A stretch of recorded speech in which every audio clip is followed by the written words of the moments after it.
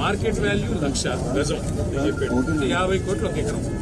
అంటే దగ్గర ఇప్పుడు చూస్తే మొత్తం 50,000 కోట్ల ఆస్తి. 50,000 కోట్ల ఆస్తి. ఇది కేవలం ఇక్కడ ఉండే కొంతమంది బడాబాబులు, పెద్దవాళ్ళు, డబ్బులు ఉన్న వాళ్ళకి జస్ట్ 12,000 గజం ఉన్నదాన్ని 4,000 గజం ఇచ్చేస్తా అంటున్నారు.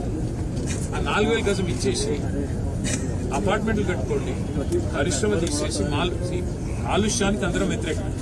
కాలుష్యం ఉండే పరిశ్రమలు హైదరాబాద్ లో ఉండాలా వద్దా అంటే తరలించాలి. మనం కూడా ప్రయత్నం చేసాం. తరలిస్తే ఎక్కడ తరలించాలా? మనం ఫార్మాసిటీ అని పెట్టాం.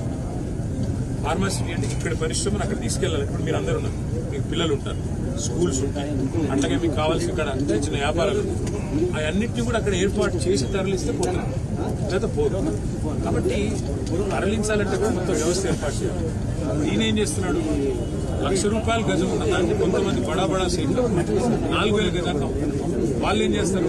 వీళ్ళ అన్నదమ్ములకు, వీళ్ళ ఇక్కడ కాంగ్రెస్ లీడర్లకు బ్యాక్ ఎండ్ లో ఒప్పందాలు చేసి ఒక 10 తరాలకు సరిపడా ఆస్తిని కూడబెట్టుకునే ప్రయత్నంలో ఉన్నారు.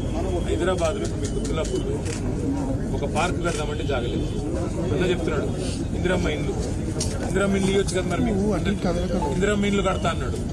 మరి ఇందిరమ్మ ఇండ్లు ఇందులో సగం తీసుకొని కట్ట ఎవడతానండి? ఇందిరమ్మ ఇండ్లకు జాగలేదు. రోడ్ వైడనింగ్ చేద్దామంటే జాగలేదు. పార్కింగ్ కి జాగలేదు. ఆఖరికి చచ్చిపోతే బొందలగడ్డకు జాగలేదు.